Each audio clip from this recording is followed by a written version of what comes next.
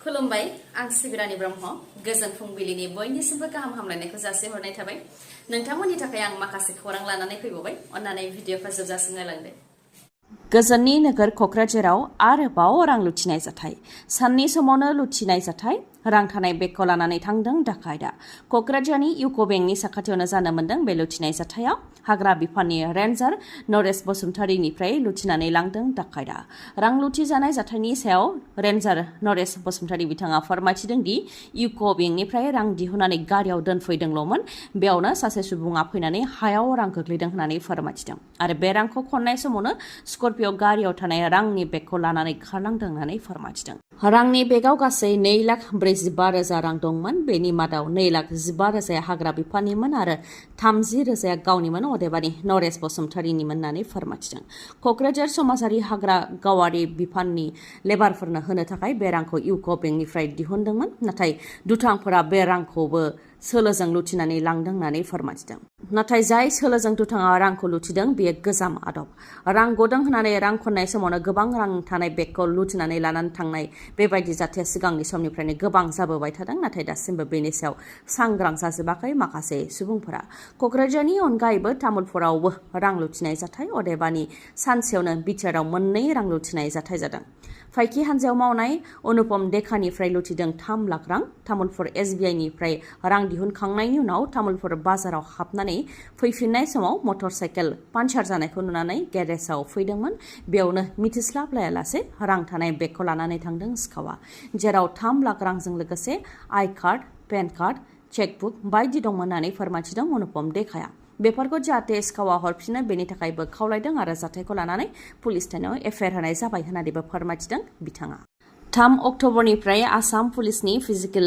टेस्टआ जागायजेनगोन बेनि थाखाय जाहाथे लाइमोनफ्रा थागथियारि जानानै थायो बेनि थाखाय खावलायहरदों आसामनि गिबि मन्थ्रि डक्टर हेमन्त बिश्व शर्मा बिथाङा रायजोआव साख्रियाव थिसनथाइ होनायखौ लानानै आसामनि गिबि मन्थ्रि बिथाङा खौरांगिरि मेल हांख्रायदों आरो खौरांगिरि मेलनि गेजेरजों बिथाङा फोरमायथिदों दि फैगौ 3 अक्ट'बरनिफ्राय आसाम पुलिसनि फिजिकेल टेस्ट लानाया जागायजेनगोन 3 खोलोबाव आनजादा जागोन फिजिकेल टेस्ट रिटेन आरो भाइभा बे बोसोरावनो आसाम पुलिसाव गासै 6,434 पस्टआव थिसनथाइ होगोन होननानै फोरमायथिदों जाहाथे फैगौ 2025 मायथाइयाव आरोबाव आसाम पुलिसाव थिसनथाइ होनो हायो आसाम डाइरेक्ट रिक्रुटमेन्ट एग्जामिनेशन एडिआरनि गेजेरजों जि 3rd आरो 4th ग्रेडनि साख्रि खुङो बेनि सायावबो बिथाङा फोरमायथिदों दि रायजोआव गासै 3rd ग्रेडआव 7,500 लांदां पस्टआव थिसनथाइ होनाय जागोन बेनि थाखाय 15, 22 आरो 29 सेप्तेम्बराव प्रिलिमिनारिया जागोन बेनि उनाव मेइन्स आरो भाइभा जागोन थिग बेबायदिनो 4th ग्रेडआव गासै 4,500 लांदां मासियाव थिसनथाइ होनाय जागोन बेनि थाखाय 20 आरो 27 अक्ट'बराव प्रिलिमिनारि आनजाद जागोन बेनि उनाव मेइन्स आरो भाइभाया जागोन थिग बेबायदिनो एलिमेन्टारि इडुकेसनाव फोरोंगिरिनि थाबैनो थिसनथाइ होनाय जागोन होननानैबो फोरमायथिबावदों गिबि मन्थ्रि बिथाङा नाथाय सेकेन्डारि इडुकेसनाव माखासे समय लागोन बेयाव गोदान पस्ट थिसननो थाखाय थांखि लादों होननानैबो फोरमायथिदों सेकेन्डारि इडुकेसनाव जेरै ग्रेजुवेट टिचार साइन्सनि पस्ट दं थिग बेबायदिनो ग्रेजुवेट टिचार मेथ्सनि पस्ट बानायनो थाखायबो थांखि लानाय जादों बेनि थाखाय सोलोंथाइ बिफानजों सावरायनाय जाखाबाय होननानै फोरमायथिदों आरो गिबियाव 2,000 पस्टआव थिसनथाइ होनाय जागोन होननानैबो फोरमायथिदों गिबि मन्थ्रि बिथाङा मणिपुर रायजोआव हिंसायारि जाथाय जानाया दासिमबो जोबनानै थाङाखै जिराबाम जिल्लायाव मेथे ओनसोलाव फुंनि 3 रिंगानिफ्राय मणिपुर पुलिसनि बुलेट प्रुफ गारिखौ थांखिनानै थाद'नाय गैयै फुंनि 7 रिंगासिम गुलि गावग्लुंदों नाथाय गुलि गावलायनायनि गेजेरावबो राहुल गान्धीआ जिराबाम जिल्लायाव थांदों फोरमायथिनो गोनांदि मणिपुर रायजोआव दावराव दावसि जाबाय थानायनि गेजेरावनो राहुल गान्धीआ मणिपुराव दावबायहैदों आरो दाबो दावबायहैबावदों आरो दासिम गासै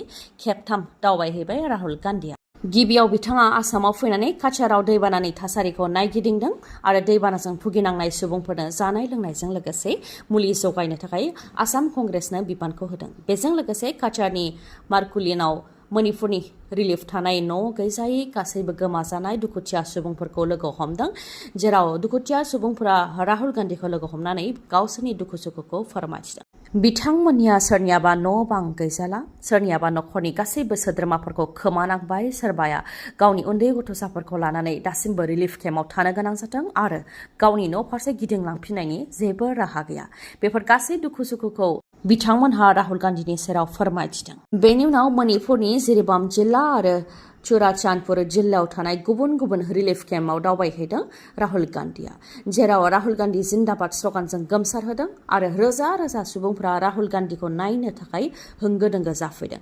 ओजोंहाय खैफोदाव गोग्लैनांनाय सुबुंफोरा गावसोरजों जानाय दुखु दाहा गासैखौबो राहुल गान्धीनो फोरमायथिदों आरो राहुल गान्धीआबो खोनासंदों। मणिपुर रायजोआव दावराव दावसि जाबाय थानायनि गेजेराव राहुल गान्धी नुजाथि हैनाया बेयो थामथि खेब, नाथाय प्राइम मिनिस्टार नरेन्द्र मदिआ खेबसेबो नुजाथि होयाखै। जानो हागौ बेनि थाखायनो मणिपुरनि रायजो राजाफोरनि गोसोआव राहुल गान्धीआ गोबां जायगा आवग्रिनो हादों। बयखौबो मिनिहोग्रा आरो रंजाहोग्रा फेस्ला फावखुंगुर मेन्डेला ब्रह्मनि मोखाङाव दुखुनि थासारि, गैया मिनिनाय आरो गुबुनखौ मिनिहोनाय। दिनै मेन्डेला ब्रह्मनि नखराव दुखु, मानोना बयखौबो मिनिहोग्रा मेन्डेला ब्रह्मआ गावनि जोनोमगिरि बिफाखौ खोमानानै लानांबाय। मेन्डेलानि बिफा मनसिं ब्रह्मआ आरो बे बुहुमाव गैलिया। बिथां मनसिं ब्रह्मआ अरायनि थाखाय जोबथा हां लाबाय। थैनाय मनसिं ब्रह्मखौ नखरनि सोद्रोमाफोरजों लोगोसे बाय बाहागि आरो गामिनि रायजो राजाफ्रा समाजनि नेमखान्थि बायदियै जोबथा बिदाय होबाय। जम्मु एन्ड काश्मीराव 7-8 उदखारिफोरखौ गावथारनो हानायनि उनाव जम्मु एन्ड काश्मीरनि काठुआयाव साबा इन्डियान आर्मिनि जवाना उदखारिनि आखायाव थैनो गोनां जादों। जम्मु एन्ड काश्मीरनि काठुआयाव उदखारिफोरनि गाग्लोबनाय जाथाय जादों, जेराव आर्मिनि कनभयआव ग्रेनेड खुबैनायजों लोगोसे गुलि गावग्लुंदों, जायजों साबा इन्डियान आर्मिनि जवाना जिउ खोमानो गोनां जादों आरो साबाया जोखोम जानो गोनां जादों। काठुआ ओनसोलनि बिल्लाबार ओनसोलाव हाजो ओनसोल जानायनि थाखाय हाजो सानिफ्रायनो उदखारिफ्रा गाग्लोबदों, जायजों बे दुखुनांथाव जाथाया जानो मोन्दों। बे गाग्लोबनाय जाथाय जानायनि उनाव इन्डियान आर्मिनिफ्राय एडिशनेल ट्रुप्स लेंहरनानै उदखारिफोरखौ नागिरनायनि हाबाखौ मावदों, जाहाथे उदखारिफ्रा सासेबो खारग'लांनो मोना। फोरमायथिनो गोनांदि माखासे सान सिगांसो जम्मु एन्ड काश्मीराव 7-8 उदखारिफोरखौ गावथारनो हादोंमोन आरो उदखारिफोरनि आखायाव सानै इन्डियान आर्मिनि जवाना जिउ खोमानो गोनां जादोंमोन। मोननै हान्जानि गेजेराव गुलि गावलायलायनाय जाथायावनो बे जाथाया जानो मोन्दोंमोन। थिग बे जाथायनि माखासे घन्टानि उनावनो जम्मु एन्ड काश्मीरनि काठुआयाव आरोबाव साबा इन्डियान आर्मिनि जवाना मुंख्लं जानो गोनां जादों। रिपर्टनि बायदिब्ला थांनाय माखासे साननिफ्रायनो जम्मु एन्ड काश्मीरनि माखासे जायगाफ्राव उदखारि आरो रैखाथि हान्जानि गेजेराव थाद'नाय गैयै गुलि गावनाय जाथायफोरा जागासिनो दङ। झारखन्डआव जानाय फ्ल'र टेस्टआव जेननो गोनां जादों बिजेपिआ। झारखन्डनि गिबि मन्थ्रि हेमन्त सरेनआ थांनाय बावैसो सान सिगां जोबथेसालिनिफ्राय गबोनायनि उनाव गिबि मन्थ्रिनि बिबानखौ लाफिनदोंमोन।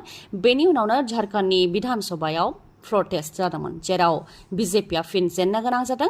ओजोंहाय हेमन्त सरेननि दैदेननाय जेएमएम आरो कंग्रेस दोलोआ मोन 76 मार्चनि मादाव मोन 46 भट मोननो हादों आरो बिजेपि दोलोआ मोन 30 भट मोननो हादों। बे खेबावबो फिन बिजेपि दोलोआ जेननो गोनां जादों।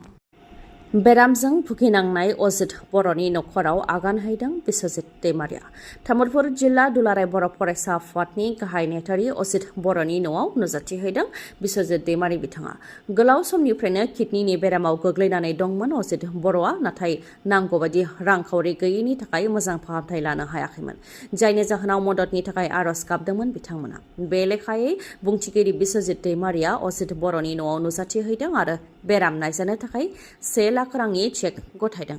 अजित बर'आ दुलाराय बर' फरायसा आफादाव थानानै गोलाव सम बर' हारिनि थाखाय खामानि मावबोदों, बेनिखायनो बिथाङा जाहाथे गाहाम देहा मोनफिननो हायो, बेनि थाखाय बेराम नायजानो थाखाय 1 लाख रांनि अनसुंथाइ होनाय जादों होननानै फोरमायथिदों बिस्वजित दैमारि बिथाङाबो। गोजोन्थों खौरां, नोंथांमोनहा गोदान मटर साइकेल बा स्कुटि बायनो सानदोंब्ला नोंथांमोननि थाखाय गोजोन्थों खौरां। मणिपुराव थानाय मानास हन्डा श'रुमा नोंथांमोननि थाखाय गोलोम बोथोरनि मोजां अफार लानानै फैदों।